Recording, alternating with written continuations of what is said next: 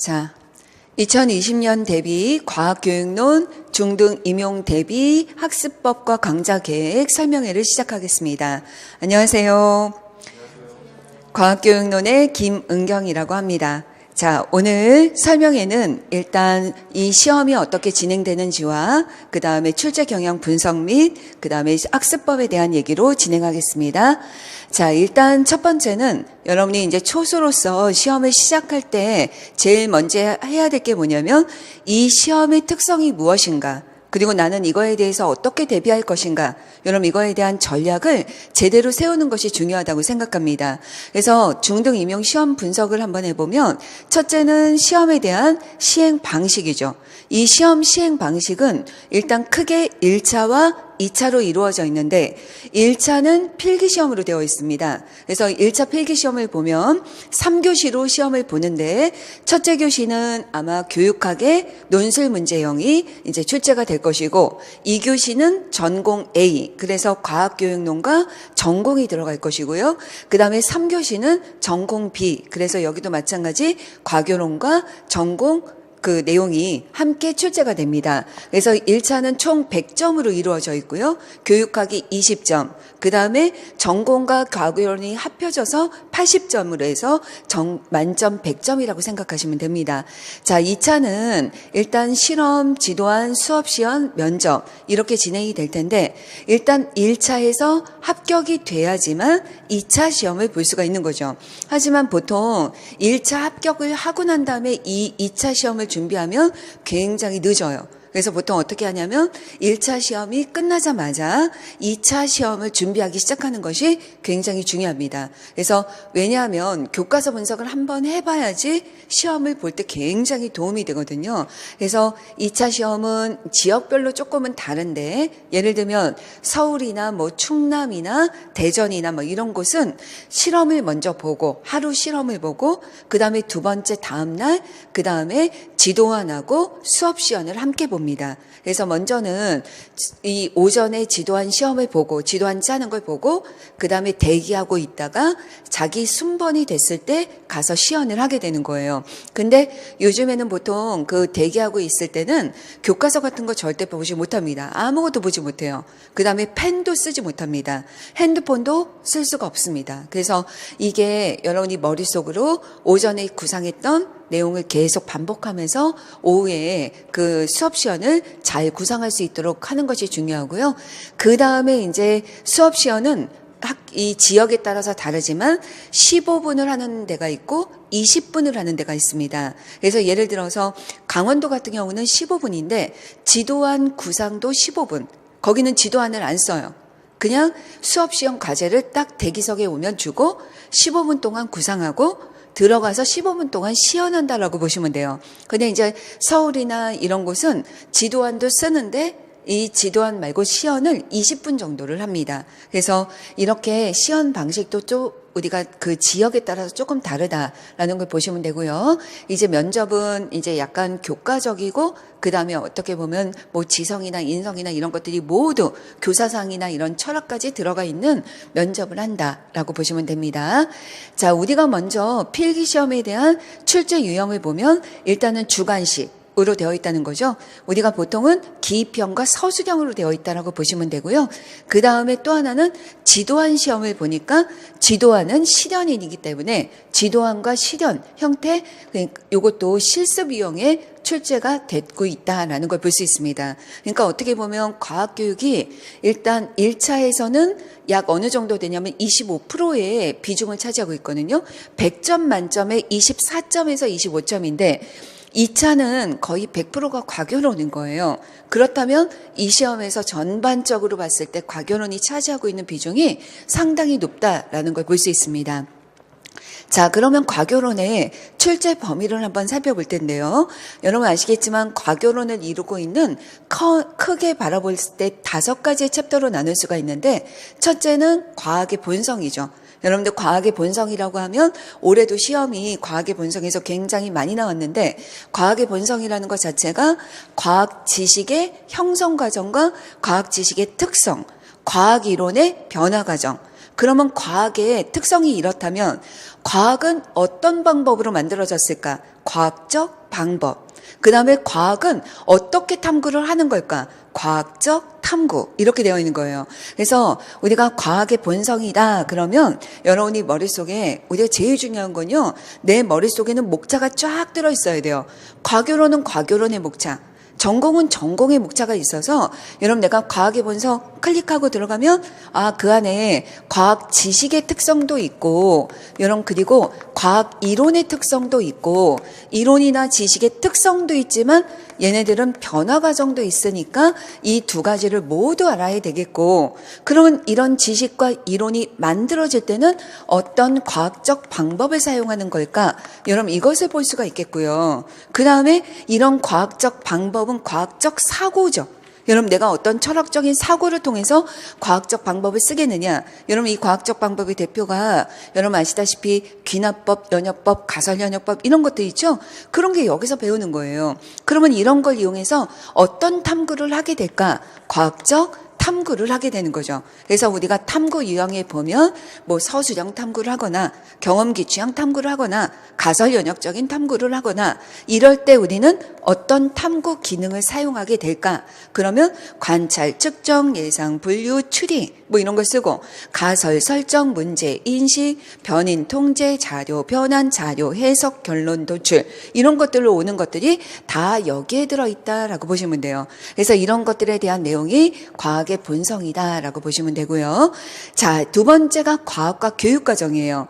여러분 과학과 교육과정은 아마 여러분들 다 교직을 했으니까 아시겠지만 교육과정에 변천이 있죠. 그래서 첫째는 교육과정이 어떻게 변천해 왔는가 이게 중요하죠. 그래서 옛날에 우리나라도 고려시대나 조선시대를 보면 이 서당에 앉아서 학생들이 하늘 천하면 따지 뭐 이러면서 이거를 갖다 계속 반복하고 암기하고 훈련하는 거잖아요.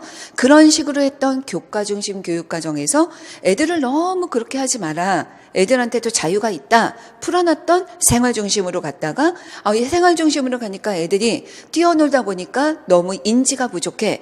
그래서 다시 공부를 시킨 학문 중심으로 갔다가 학문 중심으로 가다 보니까 학문이 최고야 라고 하다 보니까 여러분이 환경 오염도 되고 인간성도 말살되고 이런 문제가 생기니까 인간 중심으로 갔던 여러분 그러한 교육과정의 변천도 시험에 출제가 됩니다. 이런 것들을 우리가 알아야 되겠고 그 다음에 두 번째는 우리나라의 교육과정이죠. 자, 우리나라의 교육과정은 교수 요목부터 시작해서 7차 교육과정까지 진행이 되다가 2007 개정, 2009 개정, 2015 개정으로 지금 들어가고 있는 중이에요. 왜냐하면 2007 개정에서부터는 이제 교육과정을 전체적으로 다 우리가 뒤바꾸는 것이 아니라 수시 개정이라고 그래서 필요한 부분을 따로따로 개정하기 때문에 우리가 2007 개정, 2009 개정, 2015 개정이라고 하는 거예요. 그래서 지금은 여러분이 시험 보는 시기에는 2015 개정이 이제 완전히 적용되는 시기다라고 이제 보시면 되고 거의 여기에다가 초점을 맞추고 시험이 나옵니다. 그래서 교육과정이 이번에도 시험이 꽤 많이 나오고요. 세 번째는 교수, 학습, 이론이 여기에 해당이 됩니다. 교수학습 이론이죠. 여러분 교수학습 이론과 관련된 것은 예를 들면 어떤 게 있을까요? 여러분 우리가 학습이론이라는 것 자체가 심리학과 관련이 있는 거예요. 여러분들 교육 심리학에서 많이 배웠던 사람들 있죠? 이 대표적인 사람이 누구예요? 일단은 행동주의 시대의 사람이 있을 텐데 파블로프부터 시작을 해서 손다이크, 스키너, 가네 뭐 이런 식으로 우리가 이어지죠. 하지만 과교론에서는 행동주의가 언급된 적은 딱 2번밖에 없고 거기서 우리가 진짜 열심히 배웠던 가네나 뭐 이런 또 손다이크나 스키너가 시험에 나온 적은 없습니다. 하지만 일단은 흐름은 알아둬야 되겠고 그 다음에 행동주의에서 변화된 게 인지주의로 넘어오게 되죠. 여러분 인지주의를 시작한 그리고 인지주의의 대가 그러면 여기의 대표가 피아제겠죠. 그래서 피아제로 넘어오기 전에 가네는 인지주의적인 행동주의라고 하지만 인지적 행동주의라고 하지만 인지주의의 대표는 피아제 그리고 브루너 그리고 오스벨 여러분 이런 사람들이 있죠. 그리고 이런 게 인지주의가 더 발달하다 보니까 현재는 어느 시대까지 들어옵니까? 구성주의 시대로 오게 되는 거예요. 그러면 구성주의에 이 사람들은 구성주의가 아닙니까? 그렇지 않아요. 여러분 피아제도 인지적 구성주의, 개인적 구성주의의 대표적인 학자이자 여러분 피아제 시대 때 대표적으로 또 피아제와 비슷한 점도 있지만 전혀 다르게 우리가 구별하는 사회적 구성주의의 대표적인 학자가 누굽니까? 비고츠키죠. 그래서 이런 분들로 이렇게 흐름을 쭉 우리가 배우게 되는 것입니다. 자, 그리고 나면 이제 이러한 여러분 이게 우리가 과학 지식이 이렇게 생겼어. 그래서 이거에 기초해서 시대적인 흐름에 따라 교육과정이 변천이 됐어. 근데 이런 시대적인 흐름에 따라 각각의 교수학습 심리학적이고 철학적인 이론이 바탕이 돼. 그러면 이것에 기초해서 교수학습 방법이 나오게 되는 거예요. 교수학습 방법이요. 여러분 교수학습 방법이라고 하면 여러분들 오늘 나눠드린 자료 중에 기출 분석이 있죠? 여러분 이 기출 분석이 제가 왼쪽에 보면은 목차가 있잖아요. 이 목차가 대체적으로 가장 중요한 것들을 지금 나열해 놓은 거예요. 그러니까 교수학습 방법에 여러분 어떤 것들이 있어요? 뭐 개념도 부의도 같은 이런 전략에서부터 시작을 해서 POE 발생학습, 뭐 여기에 개념 변화, 드라이버의 개념 변화, 아니면 여러분 순환학습, 뭐 이런 것들이 있잖아요. 이런 것들이 교수학습 방법에서 배우게 되는 것입니다. 그래서 여기에 나와 있는 이 STS까지 비유까지 해서 굉장히 이제 많은 수업 방법을 우리가 실제 컨텐츠에 적용을 하는 연습을 하게 될 거고, 그 다음에 5번째가 바로 과학, 교육, 평가와 관련이 되는 것입니다. 평가죠. 여러분 평가라는 거는 뭘 평가해야 되죠? 목표로 한 것이 실제로 도달이 되었는지를 평가하는 거예요. 내가 목표로 한 것이 실제로 그거를 달성을 했는지를 보는 거니까 여러분 이 평가 영역에서 제일 중요하게 보는 것이 바로 뭐냐면 목표예요. 목표. 과학교육의 목표가 무엇이냐? 여러분 이런 것이죠. 여러분 우리가 현대 과학교육의 목표가 뭘까요? 현대 과학교육의 목표에서 제일 중요한 것은 과학적 소양이라고 보면 돼요. 과학적 소양. 여러분 그러면 과학적 소양이 뭘까요? 여러분 그러면 과학적 소양이 뭐냐면 현대사회를 살아가는데 필요한 핵심적인 과학 지식, 과학적인 방법, 과학적인 태도, STS에 대한 인식, 여러분 이런 창의성, 이런 것들이 다 과학적 소양이에요. 그래서 이런 것들에 대한 내용을 여기서 이제 배우게 되고요. 그러면 우리가 평가를 하려면 평가 문항을 만들잖아요. 여러분 평가 문항을 만들게 되면 문항을 어떻게 제작해야 되는지에 대한 개념을 배우게 되는 거예요. 여러분 문항을 제작할 때는 뭐 서술형도 있고 객관식도 있고 여러 가지가 있겠지만 여러분 문항을 제작하고 나면 우리가 어떻게 해야 됩니까? 여러분 우리가 주먹구구식으로 문항을 제작하는 게 아니라 여러분 학교에 가면 이원 목적 분류표라는 것이 있어서 체계적인 평가 틀에 따라서 분석을 하는 거예요. 그래야지만 실제 내가 재고자 하는 것을 제대로 쟀는가. 여러분 이것이 결정이 되는 거죠. 그래서 우리가 이런 체계적인 틀과 이런 거에 따라서 개발을 할 텐데 진짜 문항이 체계적인지를 보려면 뭐를 가지고 분석을 하냐면 첫째가 우리가 신뢰도. 여러분 이것이 얼마나 평가 문항이 실제로 여러 번 반복했을 때 우리가 유사한 결과를 얻어내는가. 그래서 여러분 이것이 리프로듀서블 하는가. 여러분 이런 걸 보는 것이 바로 신뢰도. 여러분 타당도라는 것은 뭡니까? 타당도라는 것은 내가 재려고 하는 것을 제대로 재고 있는가. 여러분 이런 것들을 볼 거고요. 그 다음에 난이도. 여러분 우리가 문항을 구성했을 때 수능을 보면은 신뢰도가 어떻고 타당도가 어떻고 아니면은 난이도가 어떻고 여러분 한 가지가 더 뭐 있습니까? 변별도가 어떻고 이런 거 나오죠? 이런 것들을 여기서 배우게 되는 거예요. 그래서 과학교육의 평가 영역은 이런 것들을 이제 배우게 되고 그 다음에 이제 여기서 나가는 게 뭐냐면 우리가 평가 영역이 있는데 여러분 이 평가 영역은 크게 보면은 과학교육의 목표처럼 인지적인 영역이 있을 것이고 그 다음에 탐구적인 영역이 있을 것이고 그 다음에 정의적인 영역의 평가도 해야 되고 그 다음에 우리가 수행평가 같은 것도 해야 되고 여러분 더 나가서 창의성에 대한 평가도 해야 되죠. 이번에 생물에서는 창의성이 나왔죠. 이런 것들을 우리가 평가하게 된다라는 걸 볼 수 있습니다. 그래서 우리가 각각의 영역에 적합한 평가 유형이 무엇인가, 여러분 이런 것들을 봐야 되고, 이번에는 교육학에서도 평가 도구 유형이 나왔잖아요. 이게 평가 도구를 뭐 리커트를 써야 되느냐, 평정법을 써야 되느냐, 이런 것들을 보듯이 그런 것들이 나오는 것처럼 평가가 지속적으로 중요하다는 거예요. 그런데 특히 우리가 수행평가처럼, 여러분 수행평가라는 거는 지필검사를 하는 것이 아니라 학생들의 과정을 평가하는 거기 때문에 이 과정을 평가하려면 뭐가 있어야 되겠어요? 체계적인 평가 채점표가 있어야 되는 거예요. 그래서 체계적인 채점 기준 표가 만들어져야 되는 거예요. 그러면 체계적인 이런 평가 채점 기준을 만드는 방법이 뭐냐? 그러면 이제 예전에는 거의 시험에 안 나왔었는데 최근에 많이 나오는 게 분석적인 채점표를 만들 것인가, 종체적인 채점표를 만들 것인가, 직접 그거를 여러분이 작성하는 것까지 최근에 시험에 굉장히 많이 나옵니다. 그래서 평가가 점점 중요시 되고 있다라는 걸 아셔야 되겠고요. 그 다음에 이제 마지막으로 여러분 여기에서 이제 수행평가를 했을 때 이거를 갖다가 점수화하는 것까지 이렇게 여러분이 해주시면 될 것 같아요. 이게 과학교육론이에요.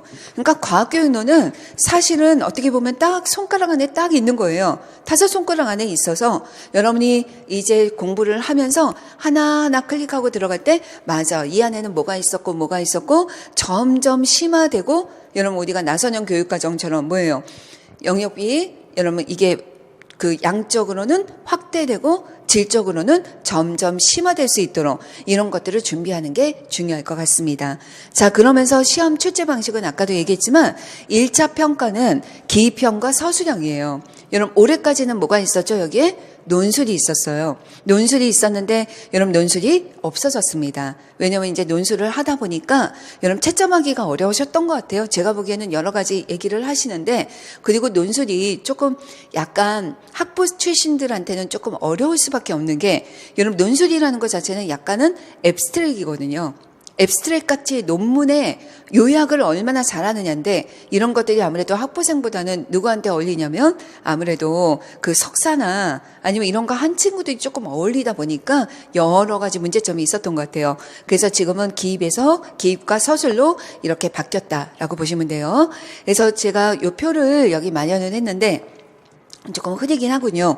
여러분 여기에 보면 지금 현재 2018년, 그러니까 2019년 대비까지 현재 올해까지 시험을 본 형식이 바로 요거예요. 그래서 교육학이 한 문항 20점짜리, 그 다음에 전공 A가 기입과 서술형, 그래서 40점. 그 다음에 전공 B가 마찬가지 서술형과 논술형, 그래서 40점. 그래서 이렇게 되어 있었는데, 여러분 지금 내년에 여러분들이 시험 볼 때는 뭐가 바뀌었냐면, 첫째는 이거 교육학은 바뀌지 않았고, 여기서 보면 기입형이 원래는 8문항인데 4문항으로 바뀌는 거예요. 여러분 4문항. 그래서 4문항이고 전공 B에는 기입형이 없었는데 얘가 기입형이 들어온 거예요. 그래서 여러분 이건 우리가 보면 기입형이 전체가 8문항에서 토탈 6문항으로 줄었구나 라는 걸 알 수 있고, 그 다음에 서술형인데, 여러분 우리가 서술형이 원래는 여기에서는 서술형이 4점짜리와 5점짜리가 있었어요. 그런데 지금 우리가 내년도에 여러분 보시면 서술형이 전부 다 4점짜리로 통일이 됐습니다. 그래서 기입형을 줄이고 그 다음에 서술형 4점짜리 문항을 늘리고, 여러분 그리고 논술형이 없어졌다는 걸 볼 수 있습니다. 그래서 지금 이런 식으로 해서 총 문항수는 23문항, 그래서 여기에서 한 문항이 더 늘어났다. 기입형 수가 줄어들고, 여러분 그리고 5점짜리를 4점짜리와 논술형으로 4점짜리도 전부 만들었다라는 걸 볼 수 있습니다. 배점은 바뀌지 않았어요. 근데 이 중에서 교육학이 그러니까 과교론이 어떻게 출제가 되는지를 알아야죠. 우리가 2018년도에는 과교론이 어떻게 출제가 되냐면 기입형이 하나, 그 다음에 서술형이 3개, 그 다음에 논술이 1개, 이렇게 출제가 됐어요. 그러니까 논술이 여기 보면 10점에다가 12점에다가 2점이니까 토탈 24점이죠. 그러니까 과교론이 이게 24점이지만 실제로 옛날에 보면 26점, 27점까지도 나온 적이 있어요. 생물에서. 그러니까 물리도 그렇고. 그러니까 얘네들의 배점이 여러분 27%면 여러분 거의 30%에 가까운 거예요. 여러분 그리고 24점이라 하더라도 24점에서 25점이 왔다 갔다 한다 하더라도 여러분 거의 과교론이 100점 만점 중에 거의 4분의 1이라는 거예요. 그래서 여러분이 보면은 비중이 되게 높고 게다가 2차는 100% 과교론이잖아요. 그걸 생각하면 이 과교론의 비중이 상당히 높아서 여러분이 1차 시험이든 2차 시험을 합격의 당락을 결정하는 데는 사실 과교론이 되게 중요합니다. 그래서 여러분이 나중에 아마 선배들한테 얘기를 들어보세요. 얘기를 들어보면 전공은요. 여러분 진짜 상위 1% 걔네들 빼놓고는 상위 1% 빼놓고는 다 어떻게 돼 있냐면 전부 여기서 몰려 있어요. 정말 합격이 된 친구들을 보면 작년에도요 0.01점 차이로 떨어져요. 여러분 그거 안 그럴 것 같지만 다 그래요.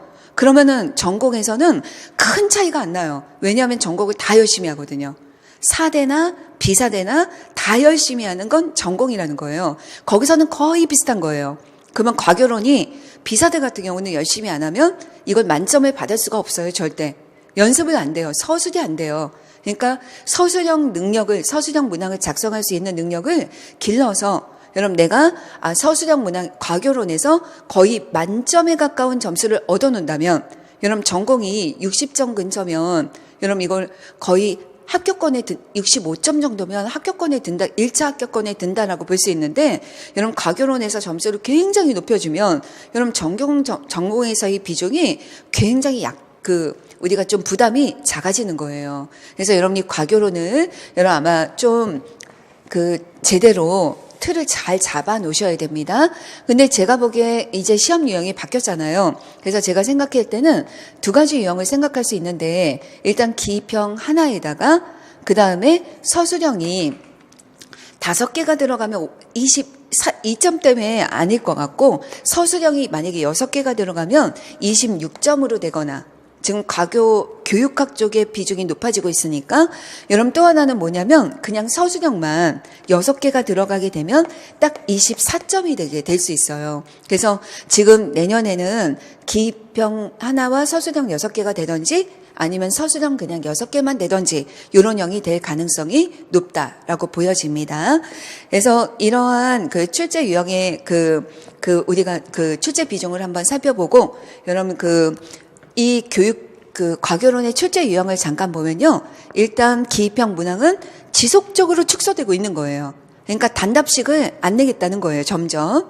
그 다음에 두 번째는 서술형 문항을 증가시키겠다라는 것입니다. 논술형보다는 얘도 여러분 근데 요즘 너무 웃긴 건 옛날에는 4점짜리가 조그만 거 2개 물어보거나 1개만 물어봤거든요. 예를 들면 발견학습인데 어떤 한 단계명이 뭐고 거기에 해당하는 내용은 뭐예요? 이 정도 물어봤는데 요즘은 4점짜리가 조금 있다가도 보여드리겠지만 동그라미 하위 문제가 3개나 돼요. 그러니까 지금 비중이 점점 난이도가 높아지는 거예요. 그러니까 4점짜리 문항에 하위 문항이 3개라는 얘기는 무슨 얘기냐면 여러분 여기에다가 단순한 기입도 물어보고 서술도 물어보지만 또 예를 들어서 그러니까 예를 들면 학습 이론에 관한 문제, 피아제도 물어보고 평가도 물어보고 교수학습 방법도 물어보고 과학의 본성도 물어보고 이렇게 통합형 문제를 많이 낸다는 거예요. 그래서 여러분이 문제를 풀 때 이런 통합형 우리가 연습을 많이 하게 될 겁니다. 그래서 실제 여러분 제가 경향성을 이제 분석을 한번 해봤어요. 여러분 이거는 2018년이 아니라 2018년까지를 얘기하는 거예요. 2018년까지 여러분 지금 서술형으로 바뀌었기 때문에 여기서 얘기하는 건 2014년부터 2018년까지를 얘기하는 거예요. 근데 올해 되게 확 바뀐 게 있어서 제가 표를 다시 만들었어요. 여러분 올해 바뀐 게 뭐냐면 여러분 좀 보이시나요? 여러분 어떤 점이 가장 많이 보이냐면 여러분 이런 애들이나 이런 애들 이거는 그렇게 크게 바뀌었다라고 볼 수 없지만 여러분 여기서 보면 얘가 좀 독특하게 좀 커 보이죠. 여러분 과학의 본성은 좀 늘어났다 줄어들었다 이런 편이 있지만 여기가 교수학습 방법이 여태까지는 항상 가장 많이 나오는 법이에요. 많이 나오는 단계예요. 예를 들면 교수학습 방법이 너무 많잖아요. 그러니까 순환학습, 발견학습, 발생학습, 그다음에 우리가 드라이버의 개념 변화 모형부터 시작해서 POE 개념도, V도, STS, BU 이렇게 되는데 그렇기 때문에 거기가 많이 나왔는데 올해 확 줄은 거예요. 그러니까 이번에 시험 본 친구들이 와가지고 선생님 출제 경향이 너무 바뀌었어요. 이런 얘기를 하지만 제가 보니까 출제 경향이 그렇게 바뀐 건 아니고 단지 여러분 이게 교수학습 방법의 비중이 조금 줄어들고 지금 보면 여러분 얘네들의 비율이 조금 교육과정이야 어차피 작으니까 여러분 이것들을 좀 비율을 조절하고 있는 것이 아닌가라고 생각이 됩니다. 그래서 지금 교수학습 방법이 줄어든 대신에 어떤 내용이 늘어났냐면 여러분들 교과서 내용 있죠. 교과서에 있는 내용이 상당히 늘어났어요. 예를 들면 교과서 실험, 그 다음에 교과서에 나와 있는 실험 안전, 그 다음에 주의사항 같은 거 있잖아요. 그래서 여러분이 되도록이면 지금부터라도 교과서 파일을 좀 구하셔서 여러분 지금 아무래도 방학 때 시간이 있을 때 여러분 그런 것들이 내가 전공 과목에 이거 중학교 1학년에 어떤 게 있고 2학년에 어떤 게 있고 무슨 실험을 하고 교과서 분석을 미리 해두는 것도 난 좋을 것 같은 생각이 들어요. 그래서 그런 걸 나중에 하지 말고 지금 시간 있을 때 좀 해놓으면 어떨까라는 생각이 듭니다. 그래서 여러분들 교과서 분석을 하시고 싶은 분은 제 그 카페 여러분 조금 거기 아시겠지만 아마 거기 카페에 오늘 나눠진 프린트에 카페 주소가 있을 거예요. 그 카페 주소에 들어가서 여러분 그 교과서 분석을 치시면 예전에 합격생이 지금은 그 화학에 대한 것만 있는데 이제 이번에 이제 생물이나 물리나 지구과학도 아마 합격생들이 교과서 분석한 거를 올리려고 합니다. 근데 화학에 대한 예시가 있거든요. 그 예시를 보시고 여러분들도 그거에 맞춰서 한번 나름대로의 교과서 분석을 하시면 좋을 것 같아요. 그래서 우리가 이런 출제 양상을 한번 비교를 해보면 좋겠고요. 여러분 이건 안 보이니까 여러분 제가 나눠드린 여러분 요거 프린트를 한번 참고해 보시면 됩니다. 자, 이 표가 여러분 보시면 지금 물리, 화학, 생물, 지구과학에서 이게 각 영역별로 출제된 빈도를 2014년에서부터 2019년까지 전부 모아놓은 것입니다. 그래서 이걸 모아놔서 이렇게 분석을 한 건데 여러분 이게 그 전공별로 그렇게 크게 차이는 있지는 않아요. 하지만 지금 여러분이 제가 더하기를 안 해놓긴 했지만 여러분 물리는 특징이 뭐냐면 물리는 다른 영역과 다르게 과학의 분석이 가장 좀 비중이 높아요. 그래서 물리를 거기 더해보면 32.8%예요. 근데 화학은 25%, 뭐 생물 한 29%, 지구과학 한 25% 되게 비슷하죠. 그래서 과학의 분석이 좀 비중이 크구나라는 걸 알 수 있고요. 그 다음에 학습이론이 적어요. 물리는 학습이론이 적어요. 그렇지만 다른 교과에서도 화학 같은 경우는 학습이론이 좀 비중이 높아요. 23.5나 되거든요. 다른 데는 물리는 7%, 생물은 16%, 지구과학은 18%인데 지금 이렇게 우리가 나눠져 있고 그 다음에 과학 교수학습 방법은 비슷비슷해요. 근데 이제 화학은 과학 교수학습 방법보다는 학습이론이나 평가나 이런 쪽이 좀 많이 나온 편입니다. 그래서 여러분 지금 영역별로 얼마나 많이 나왔는지 이거 보여드린 거니까 여러분들이 공부하시면서 우리 전공은 내 전공은 어느 영역이 지금 많이 나왔구나. 그러면 안 나온 부분은 어디지? 이런 거를 좀 따지면서 공부를 하실 필요가 있습니다. 그래서 요거는 그냥 참고로 봐두시기 바랍니다. 자, 그러면 여러분 기출 유형을 잠깐 보여드릴 텐데 여러분 이거 좀 잘 안 보이는군요. 여러분 이 문제 타입이 어떠냐면 정말 많이 안 보이네요. 여러분 이게 이 두 가지는 기입형이에요. 근데 기입형인데 여러분 어떤 형이냐면 지금 여기 뭐가 있냐면 이 표가 여러분 교육과정 해설서에 나와 있는 내용 체계표예요. 교육과정 책. 그래서 교육과정 책에 영역, 핵심 개념, 일반화된 지식, 내용 요소 이렇게 나와 있거든요. 근데 그 중에서 얘가 뭐냐면 역사 속의 과학탐구. 여러분 그러니까 과학탐구 실험이에요. 교과서. 그래서 교과서에 이런 영역에는 핵심 개념이 뭐게, 여기 기억, 빵꾸. 이 기입이에요. 여기에 해당하는 내용이 뭐게, 여러분 그 다음에 여기 탐구 실험에 이런 실험, 이런 실험, 이런 실험 있는데 여기에 뭐게, 여러분 이게 뭡니까? 교육과정을 외우라는 거예요. 그래서 교육과정은 여러분 이게 단원명, 그 다음에 거기에 들어있는 핵심 개념, 그 다음에 탐구, 실험, 여러분 이런 걸 외우라는 거예요. 지금 보면 빵꾸 뚫는 요소가 이런 식입니다. 됐죠? 여러분 여기도 마찬가지예요. 여러분 여기도 여기 보면 쭉 이렇게 나와 있는데 여러분 이게 지구과학 문제인데요. 뭐라고 돼 있냐면 교육과정 해설서에 보면 성격 여러분 이런 거 있잖아요. 2015 개정 과학과 교육과정은 어쩌고 저쩌고 이거 쭉 이거 지문을 줬어요. 그래 놓고 지구과학원에서는 뭐뭐를 통해서 여러분 핵심 개념 이해와 땡땡 가로에 해당하는 거 뭐냐. 여러분 그러니까 성격이나 이런 데서 중요한 개념을 여러분 이거 빵꾸 뚫려 놓고 외워서 쓰라는 거예요. 그러니까 우리가 이런 연습을 많이 해야 된다는 거죠. 여러분 다 외울 수는 없지만 굉장히 많은 반복을 통해서 여러분이 익숙하게 이게 뭐다라고 딱 쓸 수 있을 정도로 교육과정을 철저하게 외워둬라라는 겁니다. 자, 두 번째 유형을 볼게요. 여러분 이 두 번째 유형은 이게 4점짜리 문제입니다. 여러분 4점짜리 문제인데 문제를 보시면 이거 제가 축소해 가서 와서 그렇지 여러분 이게 시험지 한 판이에요. 여러분 우리 비포 사이즈 그 시험지 한 판에 왼쪽 오른쪽까지 꽉 차 있죠? 이러면 이게 4점이에요. 그러니까 여러분이 어떤 실력을 길러야 되냐면 사실 이걸 꼼꼼히 읽는 것만도 4분은 걸릴 거예요. 근데 이런 문제 푸는데 한 문제당 여러분 이거 한 문제당 진짜 4분에서 5분 내에 끝내야 되거든요. 시험 본 친구들의 말을 들으면 시험 볼 때 시간이 제일 부족해요. 그래서 여러분이 그걸 생각하면 여러분 이걸 빠르게 이걸 해야 돼요. 그래서 여기를 보니까 여러분 여기 보면 빵꾸가 이렇게 지금 뚫어져 있는데 여기는 기초탐구 과정에 이렇게 채점 기준을 적었다. 여기에 해당하는 영역은 탐구 기능은 뭐냐. 여러분 이런 식으로 빵꾸 뚫어 놓죠. 그리고 또 하나는 뭐냐면 여러분 여기 보면 여기 빵꾸가 또 뚫어져 있는데 여기 자료 변환이다.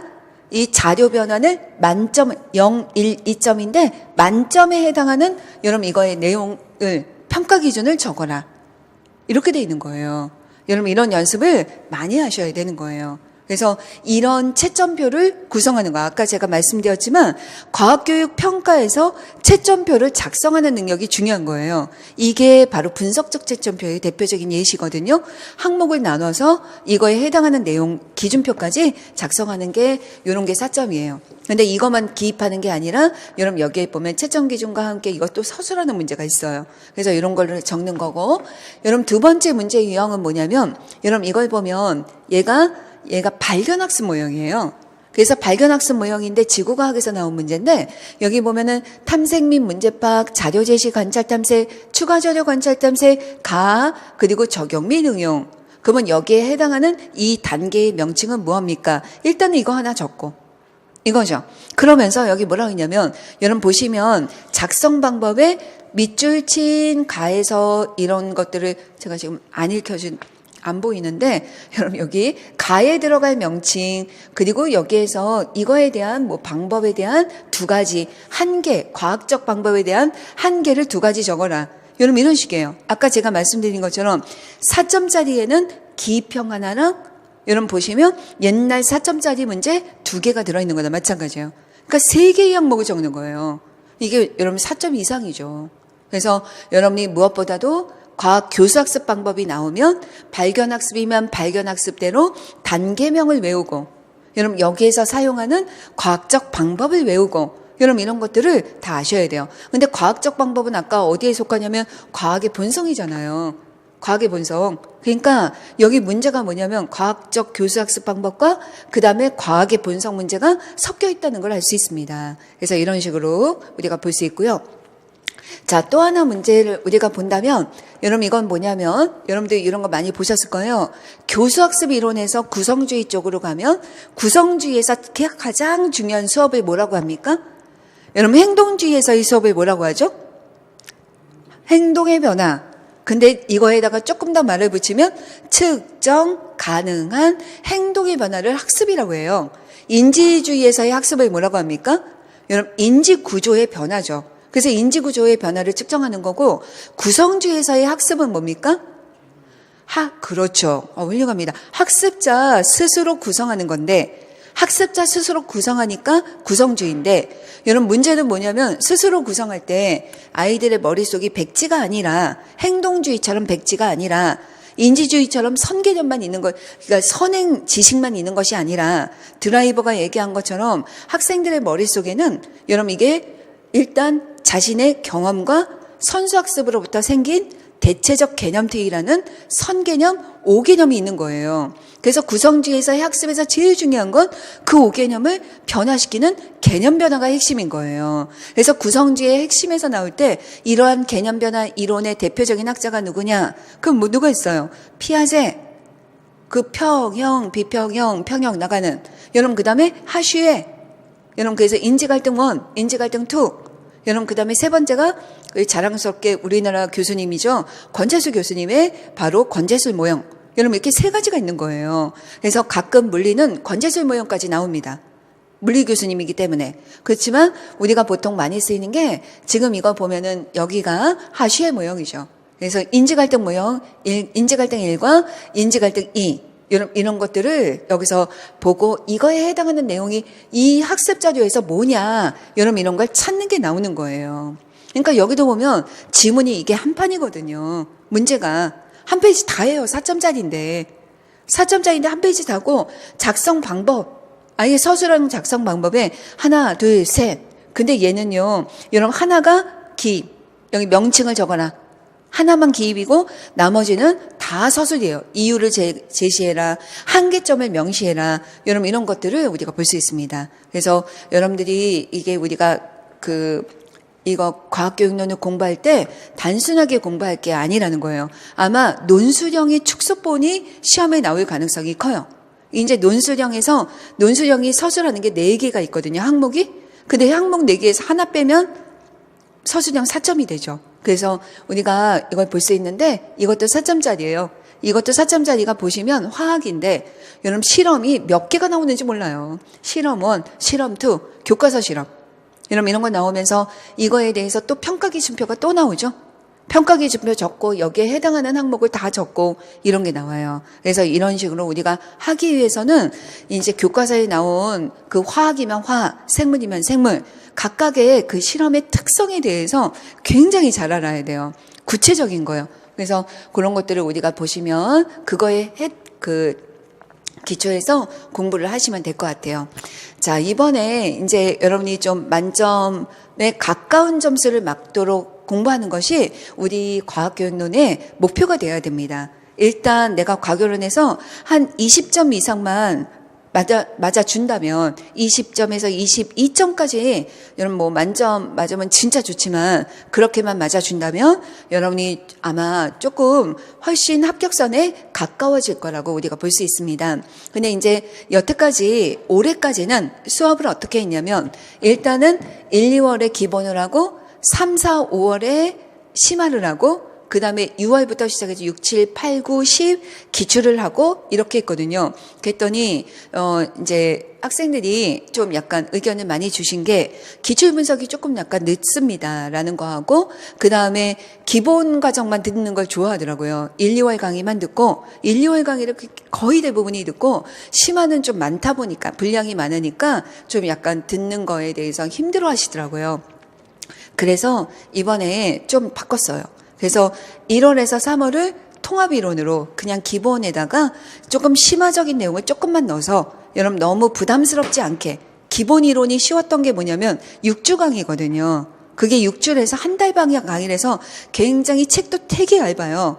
그리고 짧고 그래서 아마 여러분이 공부하기가 되게 좋았는데 그거에다가 조금만 부족한 거 조금만 넣어서 이거를 책이 지금도 진짜 얇은데 거기서 더 많이 늘릴 생각은 전혀 없고 책을 조금만 보완을 하고 이거를 10주간 진행을 하려고 그래요. 그러니까 6주였던 것을 이제 한 달만 늘리는 거죠. 그러면 2달 반 동안 기본 이론과 통합 이론, 그러니까 심화 이론을 한꺼번에 하되 심화에서 좀 약간 중복되거나 이런 것들을 좀 많이 빼고 그렇게 할 예정이에요. 그래서 심화 이론에서 들어갔던 것을 여기 지금 기본에다가 좀 집어넣고 그 다음에 지금 어디다 넣으려고 했냐면 기출에다가 넣으려고 그래요. 그래서 기출 분석을 나갈 때 기출 분석을 하면서 심화 여기서 통합이론에서 다루지 않았던 좀 약간 심화적인 프린트나 이런 것들은 여기서 자료를 제공하도록 하겠습니다. 근데 핵심적인 내용은 그냥 다 통합이론으로 하려고 그래요. 이론은 다 여기서 중요한 거는 다 다루려고 하고, 그 다음에 기출 분석이 지금 4, 5, 6, 7, 8, 5개월이에요. 원래는 4개월을 했었는데, 여러분 아시다시피 지금 우리가 벌써 최신 기출이 2014, 15, 16, 17, 18 이렇게 되면서 엄청 많이 쌓였어요. 그래서 옛날에는 이 최신 기출을 따로 떼어서 하루에 다 해설을 했었는데, 여러분 이것만 해도 이게 한 과당 기출 문제를 보면 거의 대여섯 문제씩이 되거든요. 그러면 5문제라고 쳐도 여러분 이게 내과니까 그 20문제잖아요. 근데 지금 5개년이 쌓이다 보니까 100문제가 돼요. 그래서 엄청 많아요. 그래서 이거를 지금 전부 여기다 넣기 때문에 그래서 5개월 정도. 그래서 어떻게 생각하면 되냐면 아까 5개의 단원이 과학의 본성, 한 달, 과학교육과정, 학습이론, 교수학습 방법, 교육평가 이렇게 진행이 된다라고 생각하면 돼요. 그 대신 교육과정은 짧으니까 이게 작으니까 과학의 본성이 4주가 아니라 한 5, 6주 이렇게 늘어나고, 그 다음에 뭐 이제 교수학습 방법이 조금 크니까 거기가 5주 정도 하고 평가를 3주 정도 하고 이런 식으로 여기 안에서 이동한다라고 생각하시면 돼요. 그래서 대충 단원별로 5단계다라고 보시면 됩니다.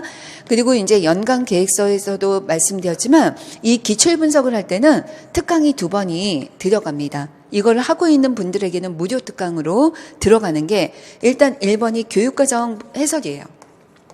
교육과정 해설 분석이에요.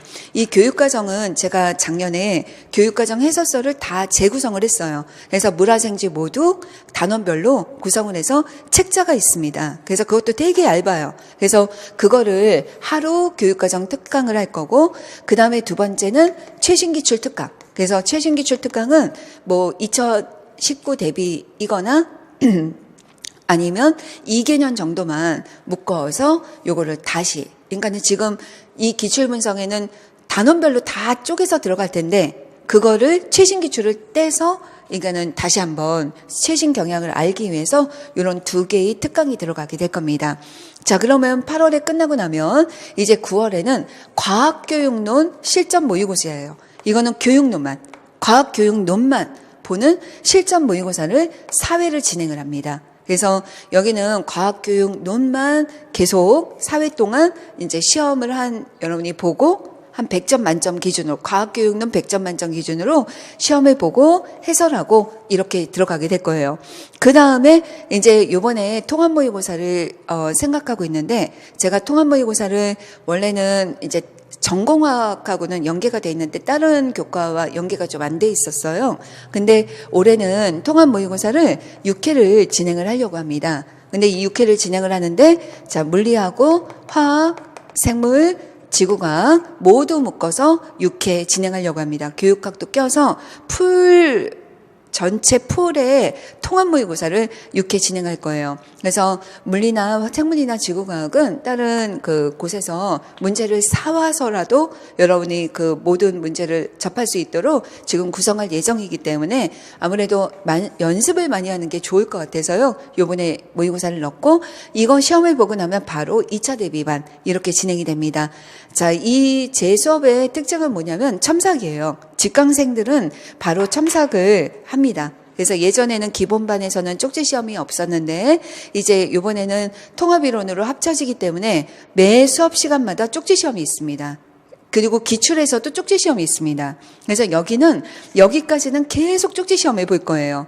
근데 이 쪽지 시험의 특성이 다른 게 뭐냐면, 일단 이론반에서는 쪽지 시험이 일단은 뭐냐면 여러분이 그 외웠던 것을 인출하는 연습을 주로 많이 합니다. 그러니까는 여기서는 내가 암기해서 쓰는 것과 그 다음에 어떤 서술형 문장을 쓰더라도 일단 문장을 암기할 수 있도록 만들어서 이 인출해서 쓰는 연습을 주로 많이 해요. 그래서 여기는 매 시간마다 지난 시간에 배운 것을 복습 시험을 보고 제가 채점을 해드릴 거예요. 그래서 성적을 다 계속 누적해서 성적이 좋은 분들, 그 다음에 참석률이 좋은 분들은 100% 여러분 장학생으로 돌려드립니다. 그래서 보통 여기서 그렇게 되고, 이 이론에서 성적이 높은 높으신 분은 기출분석 강의에서 많은 장학생 혜택을 받게 될 거예요. 그래서 기출분석에서는 또 여기서도 쪽지시험이 있습니다.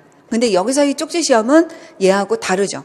여기는 약간 암기하고 개념을 외우고 짧은 문장을 외우는 거에다가 초점을 둔다면 현재 기출분석으로 가면 추론하는 능력까지 들어가야죠. 그래서 약간 여기에서는 그 기출 변형과 이런 것들을 통해서 추론하는 연습을 하게 될 거고, 실전 모의고사는 완전히 똑같은 시험 문제 유형으로 공부를 하게 되고, 이제 통합으로 되면 진짜 여기는 교육학 전공까지 전부 넣어서 연습하는 것까지 이렇게 구성을 했습니다. 그래서 이론을, 요번에 특징은 뭐냐면 이론을 줄이고 될 수 있으면 이론을 짧게 하고 여러분이 문제를 좀 많이 풀어볼 수 있는 커리큘럼으로 이렇게 구성을 한번 해봤습니다. 그래서 올해 처음으로 이게 교재도 좀 바뀌고 그래서 올해 처음으로 시도하는 거라 여러분하고 한번 좋은 결과가 있었으면 좋겠고요. 자, 마지막으로 그 과학교육론 학습법인데 뭐 학습법은 별다른 거는 없죠.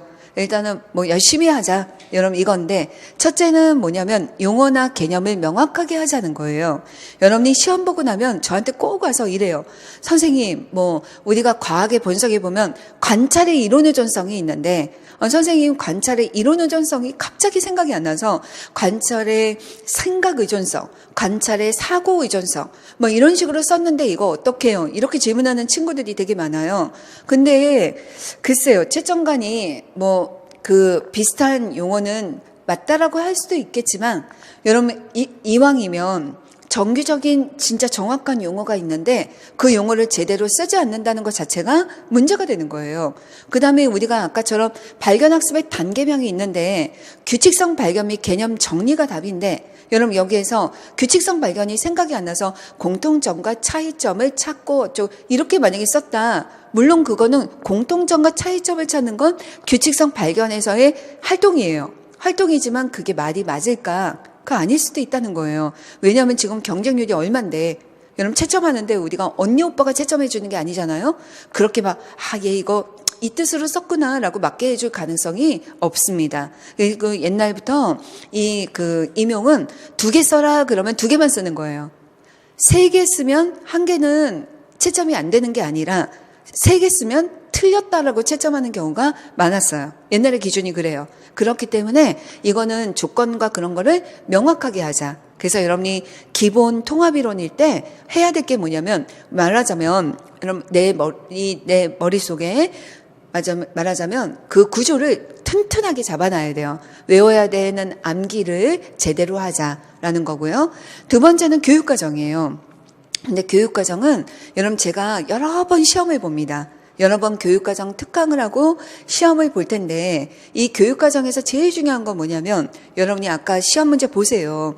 내용 요소, 단원명, 내용 요소, 여러분 그리고 성격에 이렇게 가로치기 나오잖아요. 성격, 여러분 그리고 거기에 탐구 활동, 여러분 이번에는 물리에서 뭐가 나왔냐면 실험실 안전 나왔거든요. 물리하고 화학에서 실험실 안전이 나왔는데 이 실험실 안전은 어디 있냐면 교육과정 해설서에 보면 뒤에 교수학습 방법 및 평가가 있어요. 그 교수학습 방법에 애들 실험할 때 뭐 안전은 어떻게 하고 이런 것도 있거든요. 거기서 나오는 거예요. 그러니까 무슨 얘기냐면 교육과정 해설서 한 권이 내 머릿속에 내 전공에 대해서는 어느 정도 머릿속에 들어와 있어야 된다라는 얘기예요. 그래서 중요한 키워드들을 반복하고 암기해야 되는데 이런 것들을 하려면 여러분 교육과정 분석을 할 때 제일 좋은 게 뭐냐면 교과서 분석이에요. 왜냐하면 중학교 1학년에 무슨 단원 있지? 이것만 있어도 외우기가 되게 쉬워져요. 그래서 여러분 제가 여러분한테 추천을 드리고 싶은 것은 여러분 만약에 강의가 1월 달에 시작하면 여러분 먼저 자체적으로 스터디를 구하거나 이렇게 해서 이게 과학교육론 스터디를 하는 것도 중요하겠지만 제가 보기에는 교과서 분석 스터디를 방학 동안에 끝내놓으면 어떨까? 그러면 아무래도 그거 해놓고 나면 훨씬 좋지 않을까? 여러분 아무래도 1, 2월 달이 마음이 가장 편할 때거든요. 아예 그때 교과서 분석을 좀 해놓으면 어떨까라는 생각이 들어요. 교과서 분석을 하다 보면 교육과정을 외울 때 그래 이거 기체의 성질은 이거 뭐 저기 중학교 1학년이지 이런 광합성은 옛날에는 2009에서는 중학교 1학년이었는데 지금은 학년이 바뀌었지. 이런 것들이 체계적으로 들어가야 돼요. 그래서 제가 생각할 때는 교과서 분석과 그다음에 이거에 알맞는 교수학습 방법 및 특징을 연결시키는 것이 되게 중요할 것 같습니다. 그래서 1차와 2차를 합해야 되고 비사대인 경우는 특히나 교과서 분석을 반드시 지금부터 하시길 추천드립니다. 자, 그다음에 여러분 네 번째는 뭐냐면 꼭 제 수업을 안 들어도 괜찮습니다.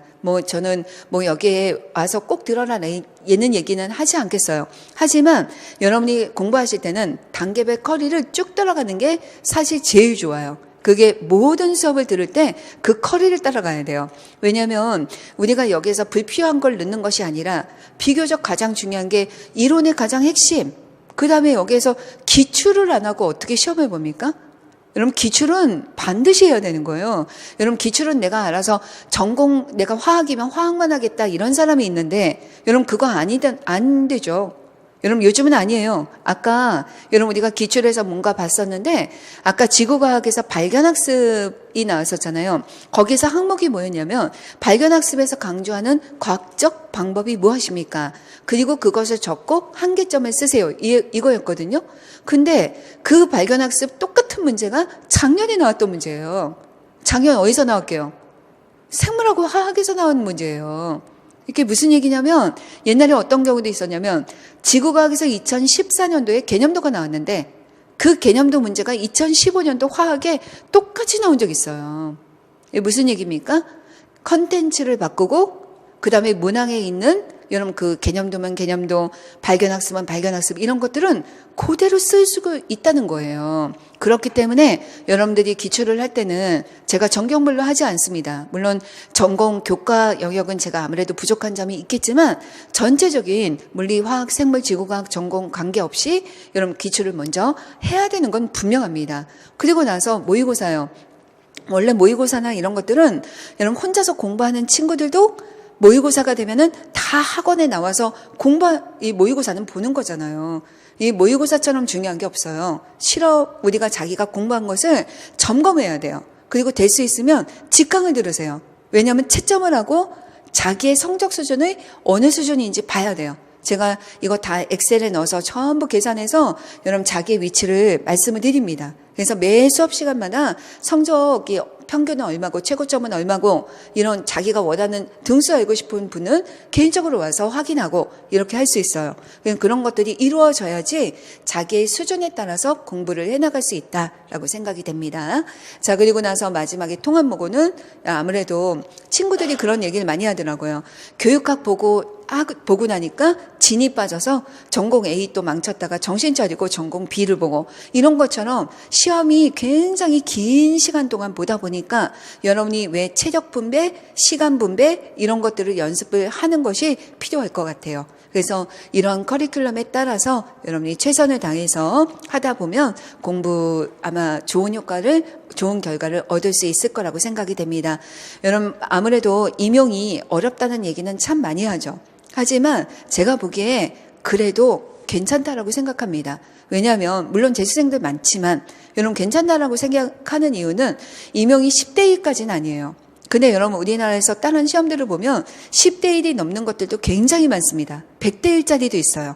근데 지금 보면은 7대 1, 8대 1, 많으면 10대 1 이렇게 됩니다. 그런데 여러분 임용에서 우리가 10대 1이라 하더라도 여러분 거기에서 진짜 내 경쟁자가 10명 중에서 진짜 한 명을 뽑을까? 아니에요. 여러분 왜냐하면 여러분 시험을 보다 보면 여러분 같은 공부를 하고 있어도 강의실 안에도 진짜 공부를 정말 열심히 정말 미친 듯이 해야 되는데 그렇게 하는 친구들은 20%에서 30%밖에 안 돼요. 그래서 여러분 시험을 볼 때 경쟁률의 80%는 허수예요. 허수.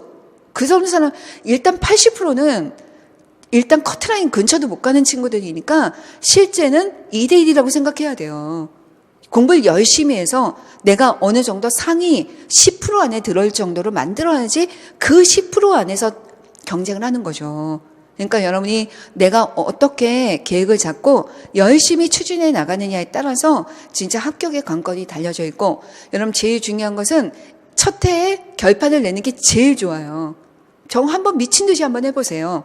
이게 장수를, 나 이번에 그냥 한번 해보려고. 안 돼요. 평생 그렇게 돼요. 장수생은 장수생을 느투릇해요. 그건 뭔가 문제가 있다는 거예요. 그래서 여러분이 공부하실 때는 딱 진짜 이번에 마음가짐을 잡고 쪽지시험 결석하지 않겠다. 쪽지시험 절대 빠지지 않겠다. 모든 거 나 평가받으면서 내가 그 수업에서 한 거는 절대적으로 내가 하게 해나가겠다라는 생각을 꼭 가지고 한번 해보세요. 그러면 작년이나 재작년에 올해도 보면 진짜 그렇게 열심히 한 친구들이, 초수생들이 성적이 높은 친구들이 상당히 많아요. 비사되고 초수생인데도 상위 5% 안에 들어요. 근데 그런 친구들 1차 훌륭한 점수로 붙습니다. 그러니까 그럴 정도로 여러분이 해두시기 바랍니다. 그리고 2차라는 시험이 예전에도 보면 1차에서 좋은 성적을 받아도 2차에서 뒤집히는 경우가 요즘엔 생겨요. 그래서 여러분들이 하면서 교과서 분석은 미리미리 지금부터 해놓으시면 좋을 것 같다는 생각이 듭니다. 자, 그래서 여러분이 열심히 하셔서 이제 마지막에 반드시 웃는 모습으로 좋은 결과 얻으시길 바라면서 저와 함께 내년에 한번 열심히 달려봅시다. 자, 오늘 설명회는 여기까지 하겠습니다. 수고하셨습니다.